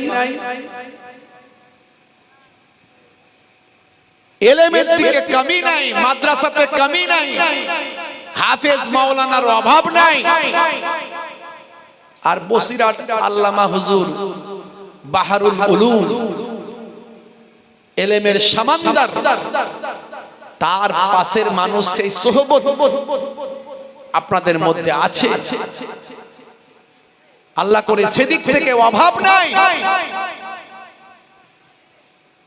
আমার যতটা মনে হয়েছে, দীর্ঘদিন এই বসিরহাট এলাকায় আমি ওয়াজ করতে আসি, আমার যতটা মনে হয়েছে অভাব একটা জায়গায় আছে আমাদের, সেটা হলো আমাদের তাকওয়া, পরহেজগারি, তাকওয়া। আর তাকওয়া হা হোনা, তাকওয়া এইখানে আছে। এলেমে তাকওয়া নাই, ইবাদতে তাকওয়া নাই, আমলে তাকওয়া নাই, দাড়িতে তাকওয়া নাই, টুপিতে তাকওয়া নাই, জুব্বাতে তাকওয়া নাই। আর তাকওয়া হা হুনা, নবী বলেছেন তাকওয়া আছে এইখানে। এইখানটা যার ভালো তার সারা শরীরটা ভালো, আর এইখানটা যার খারাপ তার সারা শরীরটা খারাপ। নিশ্চয়ই ইলমের গুরুত্ব আছে। আল্লাযীনা উতুল ইলমা দারাজাত, ইলমের গুরুত্ব আছে। কিন্তু ইবলিস শয়তানের থেকে বড় আলেম যতই চেষ্টা করেন হতে পারবেন না। পারবেন? পারবেন কেউ? ইবলিস শয়তানের থেকে বড় আলেম হওয়ার চেষ্টা করলে পারা যাবে ভাই? পারা যাবে না। সে তো জিন। জিনকে আল্লাহ ফারিস্তাদের উপরে সম্মান দিয়েছেন, দিয়েছেন না দেননি? মুআল্লিমুল মালাকুত করেছিলেন না করেননি? তাহলে ইবলিস শয়তানের থেকে বড় আলেম আর কেউ হতে পারবে না। কিন্তু তার মধ্যে কি ছিল না? তাকওয়া ছিল না। তার মধ্যে কি ছিল না? আদব ছিল না। এলেমের অভাব ছিল না, আমলের অভাব ছিল না। আজকে সারা বিশ্বে দেখুন তো মুসলমান মার খাচ্ছে, কথা ঠিক না ভুল? কথা ঠিক না ভুল বলেন? কেন মার খাচ্ছে? আমার নবীর জামানাতে কোন মুসলমান বিপদে পড়লে অন্য মুসলমান ছুটে গিয়ে তাকে সাহায্য করত। এখন আপনার গ্রামে আমি দায়িত্ব সহকারে বলতে পারি, আপনার গ্রামে এখন পলিটিক্যাল দল 10টা। কিছু লোক সিপিএম এর সমর্থক, কিছু লোক তৃণমূলের সমর্থক, কিছু লোক আইএসএফ এর সমর্থক, কিছু লোক কংগ্রেসের সমর্থক। আবার ধর্মীয় দিক থেকেও দল অনেক, কিছু লোক ওই গ্রুপের সমর্থক, কিছু লোক ওই গ্রুপের সমর্থক, কিছু অমুকের সমর্থক, কিছু অমুকের ভক্ত। আছে না নাই বলে বিপদে পড়লে বলবে ও ওদের গ্রুপের ব্যাপার, বুঝে নি, ঠিক হয়েছে বেটা, বড্ড বেড়েছিল। কথা ঠিক না ভুল? মার আমরা খাবো না তো কারা খাবে? রাস্তাঘাটে মুসলমান মার খাচ্ছে, আরো খাবে, তবেই তো ইমাম মাহাদি আসবেন। কথা ঠিক না ভুল? এসে সব কটাকে ঠান্ডা করে দেবেন। এখন আমরা যতই বলি, আমরা যারা সবাইকে ঐক্য করতে চাই, ইত্তেহাদ করতে চাই, আমরা যারা দ্বন্দ্ব পছন্দ করি না, আমরা বলি তুমি তোমার মাসলাক নিয়ে থাকো, তুমি তোমার দল নিয়ে থাকো, তুমি তোমার রাজনীতি নিয়ে থাকো, তুমি তোমার হুজুর নিয়ে থাকো, তুমি তোমার মাওলানা নিয়ে থাকো, কিন্তু কালেমার উপর সব এক হয়ে যাও। কালেমাতে কোনো বিভেদ নাই, কালেমাতে কোনো দ্বন্দ্ব নাই, কালেমাতে কোনো লড়াই নাই। সারা বিশ্বের মুসলমান কালেমার উপর এক ভাই। আল মুসলিমু আখুল মুসলিম। অন্য জায়গায় আল্লাহ বলছেন ইন্নামাল মুমিনুনা ইখওয়াত, অন্য জায়গায় নবী বলছেন লা তাকাতু ওয়ালা তাদাবারু ওয়ালা তাবাগাজু ওয়ালা তাহাসাদু ওয়া কুনু ইবাদাল্লাহি ইখওয়ানান। তোমরা একে অপরের ভাই হয়ে যাও। সেখানে কোনো দ্বন্দ্ব নাই। নবীর জামানায় এসব দলমত ছিল না বাপ। সাহাবায়ে কেরামদের মধ্যে জুজিয়াত মাসালা নিয়ে ইখতিলাফ থাকলেও তারা কিন্তু কোনো ব্যাপারে দ্বন্দ্ব করতেন না, সব ব্যাপারে নিজেরা একে অপরের ভাইয়ের মতো বন্ধুত্ব মিশতেন তারা। কিন্তু সেইটা থেকে আমরা সরে এসেছি, এই জন্য আজকে আমরা মুসলমান সব জায়গায় লাঞ্ছিত বঞ্চিত। কথা ঠিক না ভুল বলেন? এই সমস্যার সমাধান করা যাবে কি করে? আমরা আলেম ওলামারা মাঝে মাঝে বসি, আলোচনা করি যে এই সমস্যার সমাধানটা করব কি করে। বুঝতে পারছো? কম বেশি 100টা আলেম বক্তা, শুধু আলেম বলবো না, বক্তা যারা মানুষের কাছে দিন পৌঁছাচ্ছে, তাদের নিয়ে আমাদের একটা সংগঠন আছে, যাদেরকে আপনারা ইউটিউবে দেখেন। মাওলানা হিজবুল্লাহ কুঞ্জি সাহেব, মাওলানা আব্দুল্লাহিল মারুফ আমিনী সাহেব, মাওলানা হাফেজ মুজাফফর সাহেব, এই রকম যাদেরকে আপনারা ইউটিউবে দেখেন, আমাদের একটা সংগঠন আছে। আমরা মাঝে মাঝে বসি, আমরা নিজেদের মধ্যে আগে ঠিক করছি যে আমরা যদি হুজুররা যদি ঠিক হই তবে সাধারণ মানুষ ঠিক হবে। কথা ঠিক না ভুল? আর আমরা যদি স্টেজে উঠে ওকে খোঁচা মারি, ওকে খোঁচা মারি, সমাজ ঠিক থাকবে? সকালবেলা চায়ের দোকানে লড়াই হবে না? হবে না? সব গ্রুপ ভাগ ভাগ। আমার নবী ইত্তেহাদ শিখিয়েছে। আমরা কোনটা ফরজ, কোনটা ওয়াজিব, কোনটা নফল, এই নিয়ে আমরা লড়াই করি। মাঝে মাঝে আমি বলি এই হুজুররা এমন হয়েছি, আমরা এই হুজুররা এমন হয়েছি, আজকে আমাদের সম্মান নষ্ট হচ্ছে কেন? 10টা হুজুরকে যদি একটা ঘরেতে ঢুকিয়ে দেওয়া হয়, 10টা মাওলানাকে যদি একটা ঘরে ঢুকিয়ে দেওয়া হয়, সকালবেলা দেখবেন দুজন অ্যাকশন করে, অ্যাকশন হামমাডার, অ্যাকশন করে হামমাডার। কেন, কি হয়েছে? না ইনি বলেছেন ফরজ, উনি বলছেন ওয়াজিব। এখন কাটটা ঠিক, ফরজটা ঠিক না ওয়াজিবটা ঠিক? এই করতে গিয়ে দেখেননি কদিন আগে, তথ্য ছাড়া কথা বলবো না, বাংলাদেশের বিখ্যাত মসজিদ বাইতুল মুকাররম, সেই মসজিদে হুজুররা, মাওলানারা, নামাজিরা মারপিট করে মসজিদের কাঁচ ভেঙে ফেলেছে। দেখেছেন না? দেখেন না? খোঁজ খবর রাখেননি মনে হয়। তাহলে আমি কথাটা ভুল বলছি না। 10টা সাধারণ মানুষ ঘরে শুলে সকালবেলা উঠে তাদের মধ্যে ঝগড়া হয় না, কিন্তু 10টা হুজুরকে ঢুকিয়ে দেন, সকালবেলা উঠে দুজন হামমাটার হয়ে গেছে। কেন? কিন্তু এটা তো এরকম হওয়ার কথা ছিল না। আমার নবীর সাহাবায়ে কেরামরা তারা কেমন ভাবে জীবন যাপন করেছে? তারা এক কাছে যখন থাকতেন, রাত্রিরে আল্লাহর ভয়ে জারে জার হয়ে তাহাজ্জুদের নামাজ পড়ে কাঁদতেন, চোখ দিয়ে ঝরঝর করে পানি গড়িয়ে যেত। সকালবেলা তারা ঈমানে এতটা পরিপূর্ণ ছিল, তাদের সামনে কেউ অন্যায় করলে রক্ষা পাওয়ার উপায় নাই। তাদের ঈমানি শক্তি এত পাওয়ার বেশি ছিল, ময়দানে যখন নামতেন জালেমরা তাদের দেখে ভয় পেত। অথচ তারা আল্লাহর দরবারে এতটাই রোনাজারি করতেন, রাতের বেলা ঘুম থেকে উঠে ফজরের আজানের সময় একে অপরকে বলতেন, ভাই গায়ে পাটা লেগে গেলে কিছু মনে করো না, কিছু মনে করো না ভাই, পায়ে গায়ে পাটা লেগে গেলে কিছু মনে করো না। তাদের মধ্যে এই তাকওয়া, এই পরহেজগারি, এই খোদাভীরু আজকে আমাদের মধ্যে একটু ভাবুন তো দেখি। হে তরুণ যুবকেরা, হে আমার বন্ধুরা, শুনে রেখে দিন বাবা, জেনে রেখে দেন। হে মুসলমান, একটু লক্ষ্য করুন, আল্লাহর নবী নবী নবী নবী নবী আমরা করি, নবীর জন্য জীবন দিতে পারি, নবীর জন্য আমরা কেস খেতে পারি, পারি কি পারি না?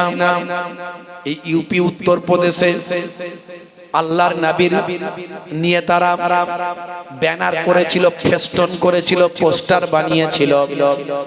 ইউপি উত্তরপ্রদেশ, জায়গার নাম হলো কানপুর। নবী দিবসের মাস, রবিউল আউয়াল মাস, বিভিন্ন জায়গায় আল্লাহর নবীর আগমনী বার্তাকে মানুষের কাছে ছড়িয়ে দিয়ে শান্তি সম্প্রীতির বার্তা মানুষ দেয়। আল্লাহর নবীর বাণীগুলোকে তারা লিখে মানুষকে দেখায়, দেখো নবী কি বার্তা দিয়েছেন। হে তরুণ যুবকেরা, আল্লাহর নবীর নামে স্লোগান দিয়ে মানুষকে তারা মিষ্টি খাওয়ায়, পানির বোতল দেয়, শান্তি সম্প্রীতির বার্তা দেয়। এটা এক ধরনের মিছিল। আবার এক ধরনের মিছিল বের হয় যেখানে ডিজে বাজে, আছে না নাই? ডিজে বাজে। মুসলমানের ছেলে আবার নাচানাচিও করে দেয়, জামা খুলে ঘোরাচ্ছে, এরকম ডিজেও বাজছে, ও নাচছে যেন গান বাজছে। আর কিসের মিছিল? বলে মিলাদুন নবীর জুলুস বেরিয়েছে। এইটা হারাম হয়ে যাবে আর ওইটা হালাল থাকবে। ওইটা হালাল, যার দ্বারা ইসলামের খেদমত হচ্ছে, সেটা যদি বেদাত হয়, ইসলামের উপকার যদি হয় তার দ্বারাই, কোরআন হাদিসের বিরুদ্ধে যদি না যায়, সেটা হলো বেদাতে হাসানা, নেকি জনিত বেদাত। ওই বেদাতটা করলে গুনাহ নাই, উপকার আছে। তাহলে মিছিলেরও দুটো কোয়ালিটি, যেটা ইসলাম বিরুদ্ধ, কোরআন বিরুদ্ধ, হাদিস বিরুদ্ধ। এখন সব গজল বেরিয়েছে, দেখবেন সে মিউজিক দিচ্ছে, মিউজিক দিচ্ছে না, দেয়নি? আমাকে মাঝে মাঝে এই গজল শিল্পীরা ফোন করে, হুজুর আপনারা একটু লক্ষ্য নজর দেন, এই গজল, এই নাচ কত ভালো জিনিস। وعن أبي بن كعب قال رسول الله صلى الله عليه وسلم إن من الشعر حكمة। আল্লাহর নবী বলছেন, উবাই বিন কাব থেকে বর্ণিত, দয়ার নবী বলছেন, অধিকাংশ কবিতা হলো হিকমা। জোরে বলুন সুবহানাল্লাহ। জোরে হবে না? তাহলে কবিতার মর্যাদা নবী পাকের কাছে ছিল না? ছিল না। শুধু তাই নয়, কুফারে কুরাইশদের মাঝখানে তখন কবিতার একটা বিরাট মর্যাদা ছিল। যেমন ইমরাউল কায়েস, লাবিদ, আপনার কি বলবো, ওই যে আপনার আখতাল, তারপরে জারির, আর ওই খানসা, আরে কত কবি তখন ছিল। সব মুখাজ্জারাম কবি অনেকে ছিল। মুখাজ্জারাম মানে দুটো যুগ পেয়েছিল, pre Islamic period and Islamic period. he believed this life, সে তার জীবনে দুটো যুগকে অনুভব করেছিল, যেমন হাসান বিন সাবিত রাদিয়াল্লাহু তাআলা আনহু, his biggest poet of মুখাজ্জারাম পিরিয়ড, তিনি একজন বিখ্যাত কবি ছিলেন মুখাজ্জারাম পিরিয়ডের, মানে একজন pre Islamic period and Islamic period. আল্লাহর নবী তাকে বলেছেন শায়েরুর রাসূল, সে রাসূলের কবি। জোরে বলুন সুবহানাল্লাহ। তাহলে কবিদের মর্যাদা ছিল না, ছিল না? মসজিদে নববীতে হাসান বিন সাবিত রাদিয়াল্লাহু তাআলা আনহুর জন্য একটা মেম্বার আল্লাহর নবী তৈরি করে দিয়েছিলেন। হাসান বিন সাবিত আল্লাহর নবীর প্রশংসায় কবিতা রচনা করতেন। কত মর্যাদা! কবিতা, নাত, এগুলোকে বলা হয় নাত, নাতে রাসূল, রাসূলের প্রশংসা। নাত মানে প্রশংসা। এর মধ্যে অনেক কবির কবিতার ভাব ভাগ ভাগ আছে, সব স্টেজ আছে, নাম আছে। ভাইরা আমার, হে তরুণ যুবকেরা, সেই কবিতা কি আমরা বলি গজল। সেই কবিতা যদি নবীর প্রশংসায় হয় তাহলে হয়ে যায় নাত। সেই কবিতা যদি আল্লাহর প্রশংসায় হয় সেটা বলি হাম।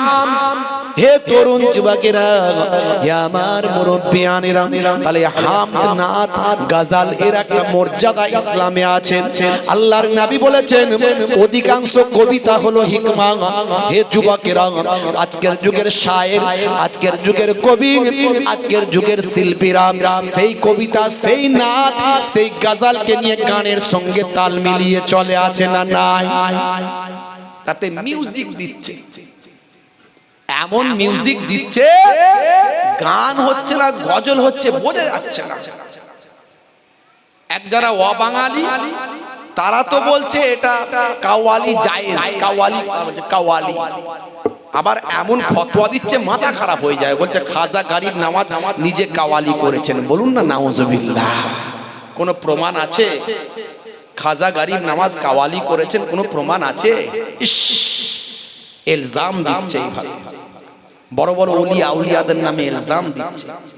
তাদের দরবারগুলোকে, খাজা গরিব নওয়াজের দরবারে আপনি যান, দেখবেন সেখানে সব কাওয়ালি চলছে, গান বাজনা চলছে, বলছে এগুলো জায়েজ। এইভাবে ইসলামের ক্ষতি করছে। যদিও মুজাদ্দিদুজ জামান, কুতুবুল আলাম, আমিরুশ শরিয়াত, আল্লাহ তাকে জামানার মুজাদ্দিদ করেছিলেন, যুগ সংস্কারক করেছিলেন। তিনি এক সময় মুরিদিন মুহিব্বিনদের নিয়ে হিন্দুল ওলি খাজা গরিব নওয়াজ মাইনুদ্দিন চিশতি হুজুরের দরবারে গিয়েছিলেন।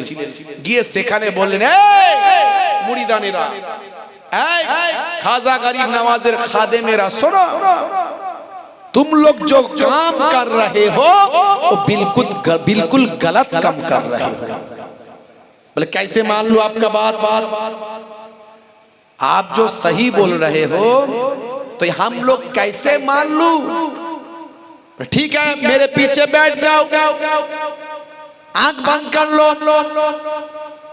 হে তরুণ যুবকেরা, খাজা গরিব নওয়াজের দরবারের খাদেমেরা, আমাদের আপনার পীর মুর্শিদ জামানার মুজাদ্দিদ, আল্লাহ তাকে কি নিয়ামত করেছিলেন?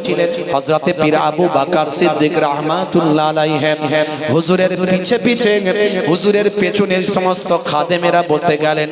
হুজুর বললেন, আঁখ বন্ধ কর লো, তোমরা তোমাদের চোখগুলোকে বন্ধ করে নাও। কিছু সময় মোরাকেবার মধ্যে থাকলেন, ফের বললেন, আঁখ খোল দো, তোমরা তোমাদের আঁখগুলো, চোখগুলো খুলে ফেলো। এবার বলো কি কি দেখলে তোমরা, এবার তোমরা বলো।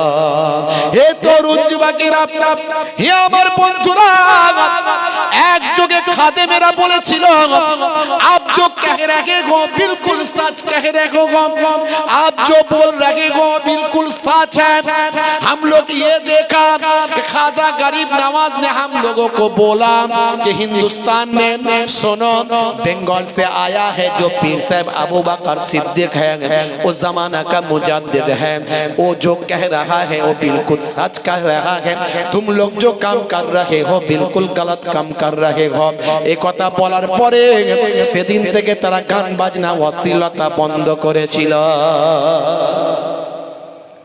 কিন্তু তাদের ব্যবসা বন্ধ হয়ে যাবে, ঠিক না ভুল?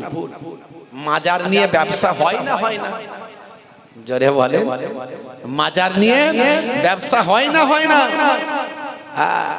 এটা ভালো ব্যবসা, বিনা পুঁজির ব্যবসা, বুঝতে পারছো?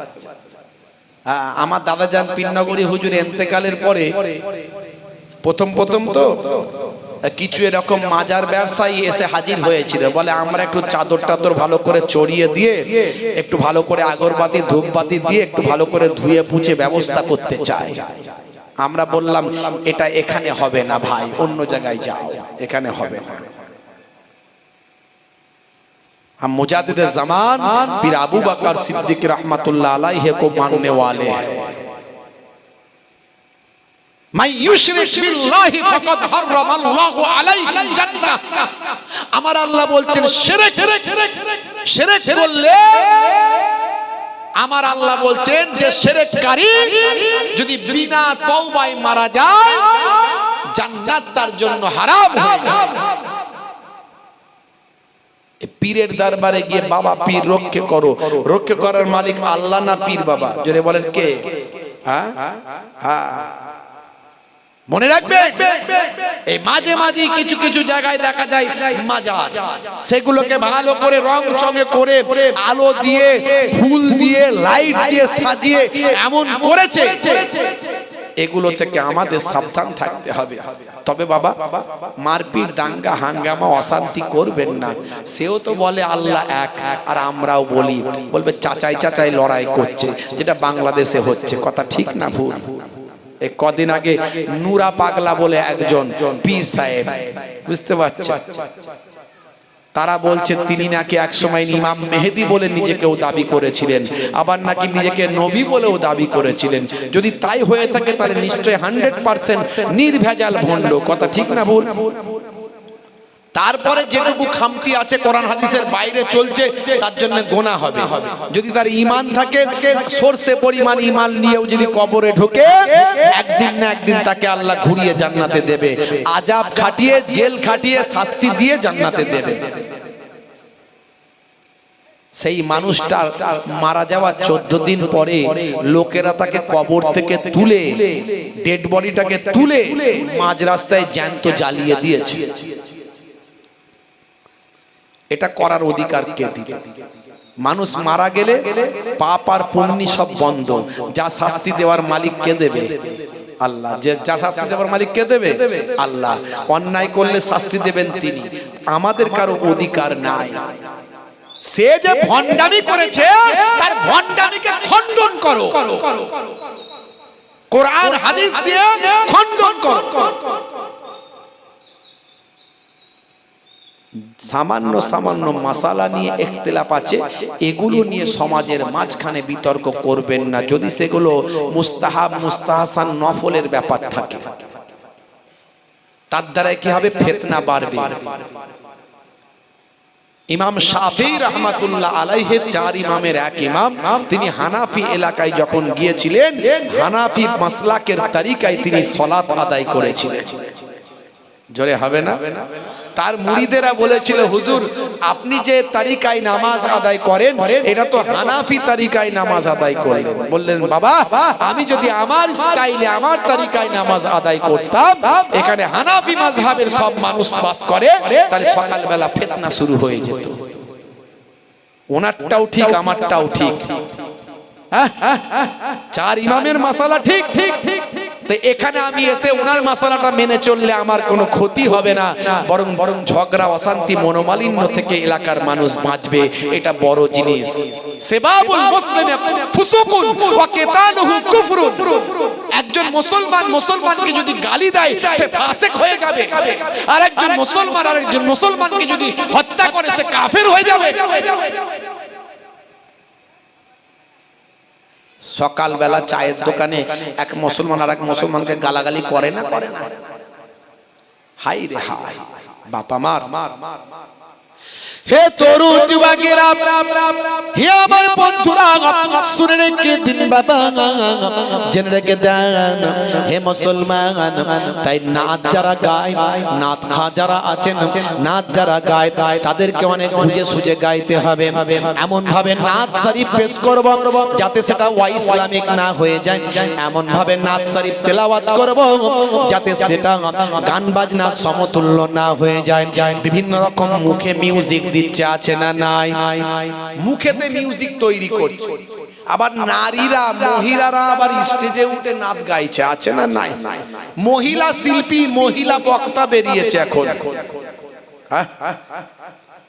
মহিলা শিল্পী, মহিলা বক্তা স্টেজে বসে বসে ওয়াজ করছে, দেখবেন সোশ্যাল মিডিয়ায়। আখেরি জামানা, ঈমান বাঁচানো বড় কঠিন হয়ে যাবে। ভালো ভালো জিনিসগুলোকে সব নষ্ট করে ফেলবে, ভালো ভালো জিনিসগুলোকে সব নষ্ট করে ফেলবে। সেটা আমাদের মাঝখানে হচ্ছে। আমাদের ইসলাম খুব সুন্দর, এই আমাদের মতো কিছু মোল্লা মৌলবী বেরিয়ে ইসলামটাকে ধ্বংস করার চক্রান্ত করেছে। আজকে সাধারণ মানুষের মধ্যে দ্বন্দ্ব, অশান্তি, সকাল হলি চায়ের দোকানে বিতর্ক, ই বলে ওই হুজুরের কথা ঠিক, ও বলে ওই হুজুরের কথা ঠিক, আছে না নাই?